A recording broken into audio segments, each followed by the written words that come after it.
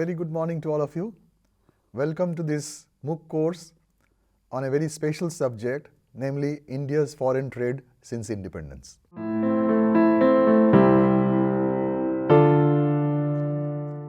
Dear students, if you review India's foreign trade since independence, then you must look back to what happened previous to a situation before independence, that what happened before independence.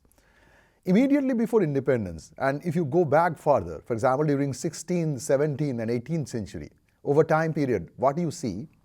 You see that India during that period was a net exporter of some of the finished commodities. For example, textiles, silk, calicos, etc. But after the emergence of British rule in India, the East India Company came and the British rule followed, and India had to feed the industrial revolution that emerged in England. That means there, the machine-made textile goods overcompeted or outcompeted India's industry, namely the traditional handloom and handicraft industry. So what do we observe? That gradually India became a net exporter of some of the raw materials, namely raw cotton, and became the net importer of finished commodities, say the mill-made textile items. Now here one very important concept you must be aware of. That concept is with regard to the terms of trade. What is the terms of trade? Terms of trade means what amount of importable item you receive by offering 1 unit of your exportable. That means if you export low value items and if you import high value items, then per 1 unit of your exportable, you get lesser amount of importable. So that is what is known as terms of trade. So the terms of trade was against India at the time of Indian independence. Colonial exploitation could be possible. One of the important instruments of colonial exploitation as such was the foreign trade. So through foreign trade, the British colonial rule exploited India. Now during the post-independence period, the foreign trade in India can be discussed in 4 particular aspects. First, we shall discuss the trend of India's exports and imports during the post-independence period. Then we shall discuss the composition of foreign trade. That means what were the composition of the commodities that we exported and the composition of importable items. And then we shall discuss the trend of the destination of India's foreign trade, the countries or the group of countries or our trade partners, how that composition changed over time. And lastly, most importantly, the policies that Government of India followed from time to time over time period during the post-reform period. So let us first see what happened during the post-reform period, post-independence period as such. India started with a planned economic development, and the first 5-year plan was initiated in 1951. 1951 to 56, the first 5-year plan, and 1956 to 61, the second 5-year plan in this way. Every 5-year alternatively, the Government of India took up some of the plan programs. Now, immediately before the inception of the first 5-year plan, we observe that the export and import figure, what amount we exported and what amount we imported. Normally, if you go through the figure, you will see that import value has always been higher than the export value of India. And this figure is considered as the balance of trade of India. That means export income minus import payment. And if you observe, if you go through the table 1 of this particular session, table 1 will show you that gradually from 1949 up to 2021, over the last 7 decades, every decade you will observe that gradually the export of India has increased and import of India has also increased. But what happened? What is the balance of trade? Balance of trade means export income minus import payment. And we observe that there was a deficit in the balance of trade. That means import payment has always been higher than our export income. So the balance of trade deficit has gradually increased in India. Now what is the implication of this aspect in India's foreign trade. If you have higher and higher deficit in the balance of trade, that means you have to pay in terms of foreign exchange to the foreign countries, but you earn less. That means that creates a pressure upon your foreign exchange reserve.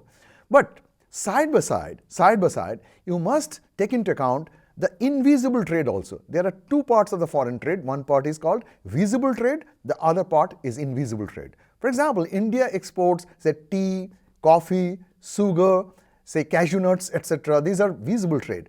But when India imports petroleum products, that is visible import. So visible export and visible import, that constitutes the balance of trade.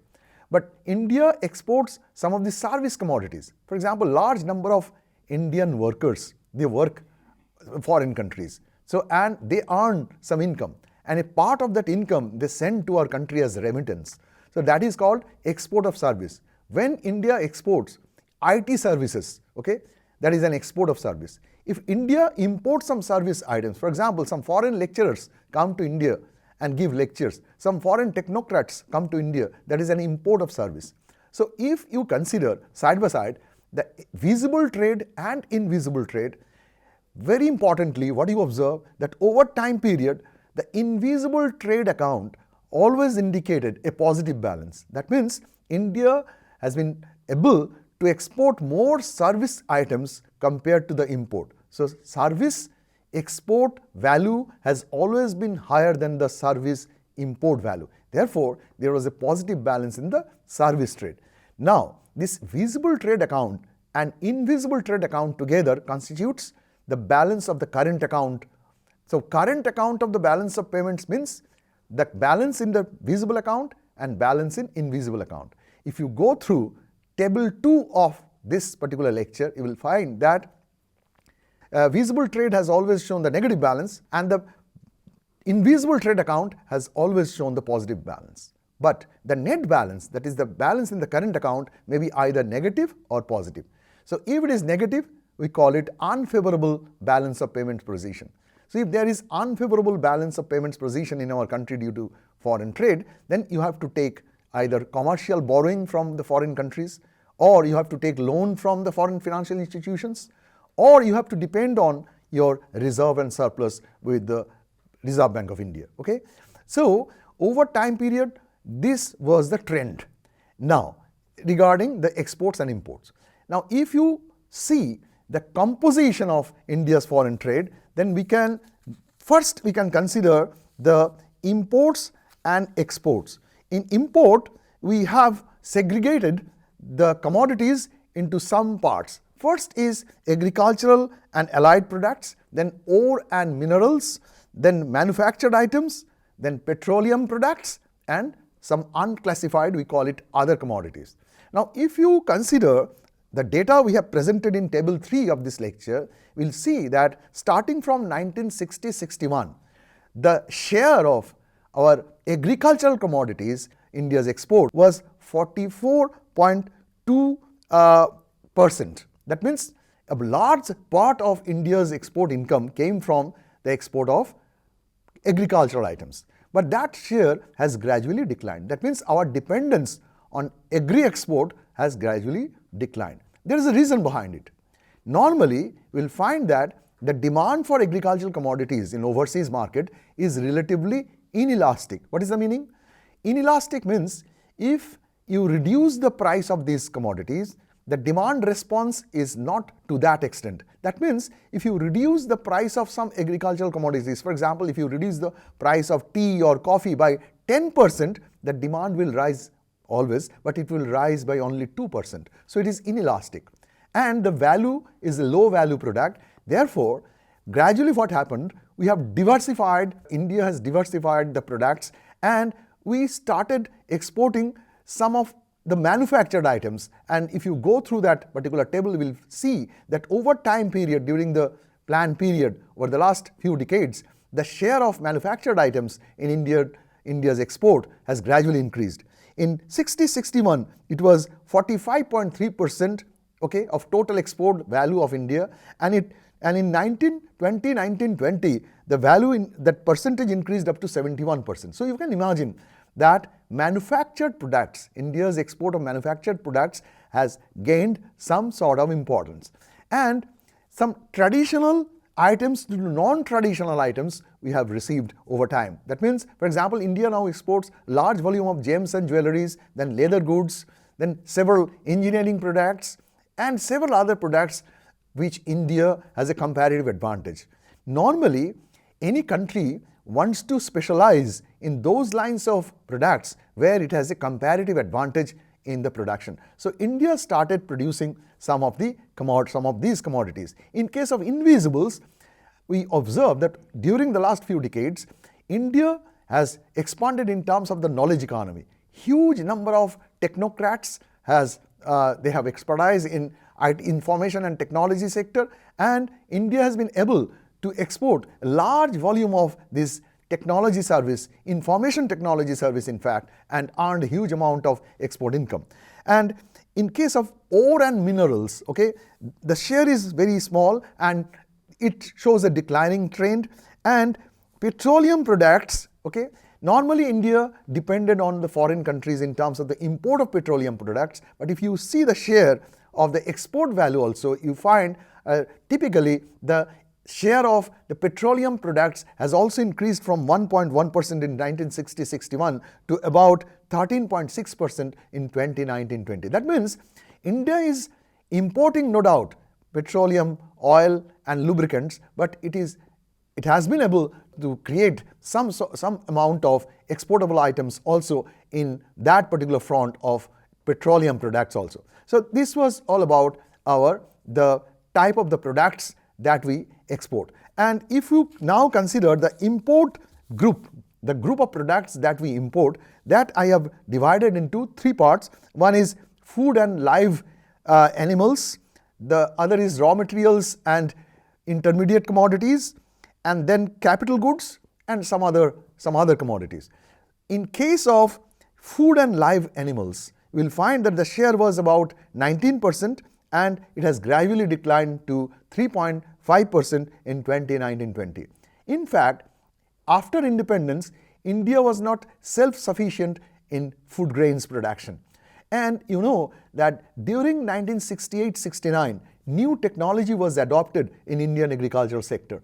And with this new technology, there has been a green revolution and the productivity in Indian agriculture enormously increased, and we became gradually self-sufficient in food grain production. So our dependence on the foreign countries in terms of the import of food grains has gradually decreased. But so far as the raw materials and that semi-finished intermediate commodities are concerned, we depended heavily on the import of that petroleum, oil and lubricants, because our domestic demand is growing and only 35% to 37% of our total demand could be met with the domestic production of petroleum, oil and lubricants. So naturally, India had to depend on the foreign countries, particularly the OPEC group of countries, Organization of Petroleum Exporting Countries. Okay, those countries we had to depend for the import of those raw materials.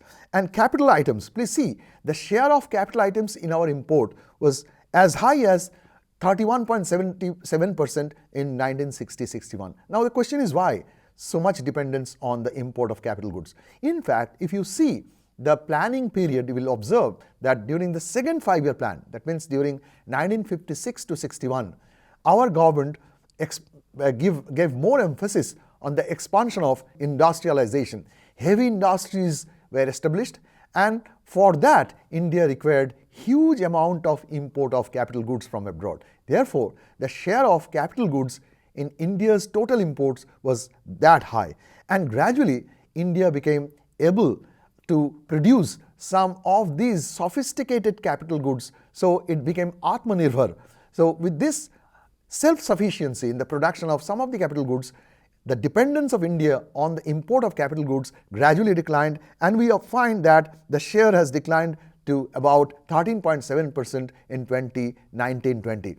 Now, this discussion indicates two particular things. Number one, India's current account, that means our export-import balance, was adverse in the sense that we imported more than our export income. Our import payment was more than our export income, and gradually the current account, there was a deficit in most of the years. Now the question is, why for India we had to take this type of foreign trade policy or the strategies where our import payment has always been higher? Now there are reasons. For example, during the first 5-year plan, the second 5-year plan, as I have already told you, the policy was more expansion of heavy industries in India. India wanted to become self-sufficient in capital items. So we had to depend on the foreign imports. Similarly, India's export value and import value was very much susceptible to global prices. For example, so far as raw material is concerned, you will observe that during 1973-74, there was suddenly a price hike by OPEC group of countries, Organization of Petroleum Exporting Countries. They raised the price of petroleum products, so our import payment was higher. Similarly, during 1980 to 88, there was Gulf War. Okay, so all these facts in the overseas market that led to higher import payment. Similarly, in case of India, our export items were such that they were very much agrarian in nature, agro-based products. And as I have already told you, that those demand for these agro products was very much inelastic in the foreign countries. So during that period, during the first, say, few years of Indian planning, India's import payment was higher than the export income. Now, there was a crisis during 1990s. The crisis, why the crisis? That means India's import payment was so high that India's foreign exchange reserve was very few and India had to take loan from the foreign countries. The main reason behind such crisis was the typical policy, liberalization policy during the mid-1980s. India gradually liberalized the import-export policy. That means restriction on India's import or restriction on export was gradually liberalized. At the starting point of India's 5-year plan, we observe that India followed an inward-looking policy. That means India wanted to become self-sufficient, and that policy is called as the import substitution policy, as opposed to export promotion policy. Now coming to the composition of the countries with which our trade went on, the direction of India's foreign trade is very important. Now, if you see the direction of India's foreign trade, I have divided the group of countries or the trading partners of India into 4 groups. First is OECD, Organization of Economic Cooperation and Development. Within this OECD group of countries, we find European Union, USA, then several other countries in the western part of the world. So what happened?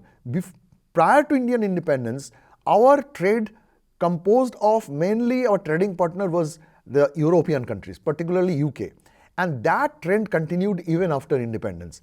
And if you see the percentage of or the share of India's exports or imports in those OECD countries, particularly with European Union, you find that 78% of India's imports were from OECD countries, and about 66% of India's exports were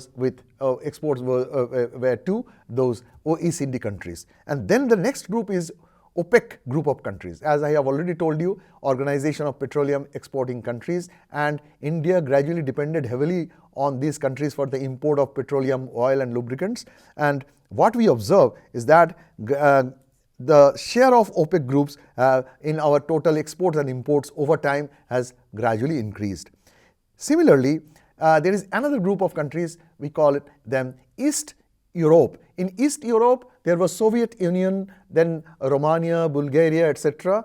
And if you see the share of East Europe in our export and import, you will find that there was a upturn during 1960 to 1991, and then it declined gradually. Now, what is the reason behind that downturn? But more importantly, or most importantly, our trade with the developing countries of the world like Singapore, Hong Kong, South Korea, Malaysia, China, etc., we just keep them in the developing country group. And please see that only 11.8% of our total imports were from these developing countries in 1960-61, and it increased up to 43% in 2019-20. And so far as our exports to these developing countries are concerned, it was only about 14.8% in 1960-61, and it increased up to about 42.8%. That means that the dependence on European countries as a trading partners has gradually declined, and the South-South cooperation or the cooperation with some of the developing countries, that has gradually increased. And actually, several economists are of the opinion that since prior to Indian independence, huge exploitation was there due to our export-import relationship with European countries, particularly with England and other developed or capitalist countries. So our emphasis was look east, the government look east policy and South-South cooperation. That type of policy encouraged India to increase its trade relationship with these developing economies. And government of India took several positive policy steps during this time period so as to boost up our exports and diversify our exports. Government of India during 1991 and afterwards, there was a liberalization. Actually, in 1995, World Trade Organization was established, and India is a founder member of WTO, and the main prime objective of WTO was a free trade, a liberal trade, actually reducing this barrier upon trade to its minimum. Therefore, Government of India gradually reduced the tariff and non-tariff barriers. Various restrictions were withdrawn, and different incentives were given to the export-oriented units. For example, SEZ or Special Economic Zones were established. What are this SEZ? SEZ are those zones where the export-oriented units were given special financial, that means fiscal concessions and several other credit facilities, so that they can grow and they can produce sophisticated products in that particular zone. Several other facilities were given, and different policy measures were undertaken so as to minimize restriction on the foreign exchange rate. So India is facing now a challenge in terms of raising its export share, raising this balance of payments account to its favor. That means from the negative balance to a positive balance. Okay. Now, if you review India's share of merchandise trade in the world economy, you will find that in 1949-50, it was about 2.2%. India's merchandise trade share in the world market was 2.2. But in 1983, it reduced to only 0.7%. Why? As I have already told you, that since during the first few 5-year plans, India followed an inward-looking policy or import substitution policy. But it is very difficult. If you want to produce the products which you used to import, then it is called import substitution policy. So through import substitution policy, you are producing some of the products, okay, which are import competing items. But the quality of those products may be lower compared to the foreign products, number one. Number two, the price, average product price in following that particular process may be very high, so that you lose your export market. So if you follow export pessimism, then obviously your share in the world market will gradually fall, and that has actually happened, that India's merchandise trade share in the global export market has gradually decreased. But after mid-1980s, India gradually followed that liberalized policy, and India's policy afterwards, particularly after 1991 and since 1995-96, with the emergence of World Trade Organization, we observe that India's share in the world merchandise trade has gradually increased, and now it is about 1.7%. But more importantly, India's service trade share in the world market is about 4% now. So India has definitely a comparative advantage in the export of service, and if you go through this particular tables, you will always find that India has an advantage in that particular domain. That is, our export of service, income from export of service has always been higher than our import of service. So if India can specialize in the service items, okay, and can reduce its dependence on some of the products which are high value items, and can produce some of the diversified exportable commodities, can then definitely in future India's balance of trade and the current account of the balance of payments, that means our together, that is a visible trade account and invisible trade account together, can generate a surplus. And that surplus means you can generate huge amount of foreign exchange reserve, and with that foreign exchange reserve you have the resilience to absorb any shock that emerges, because now the world is very, very uncertain world. You cannot predict what will happen. So if you do not have enough foreign exchange reserve, you cannot endure that particular shock.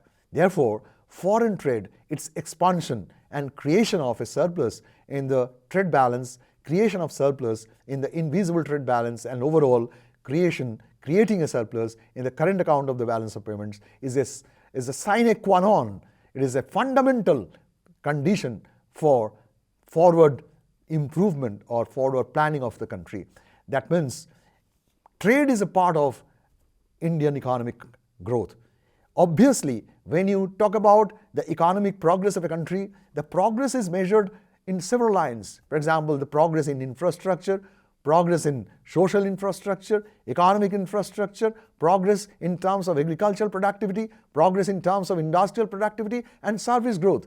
And World Development Report 1990 has considered India's progress in terms of a service revolution. India now earns its maximum share from the export of services. India's total domestic product, maximum part is contributed by the service sector. So from this discussion, it becomes clear that if you want to know more about this India's foreign trades in independence, then you must know the visible trade and the type of commodities that you export, that the type of commodity that you import, and then the trading partners.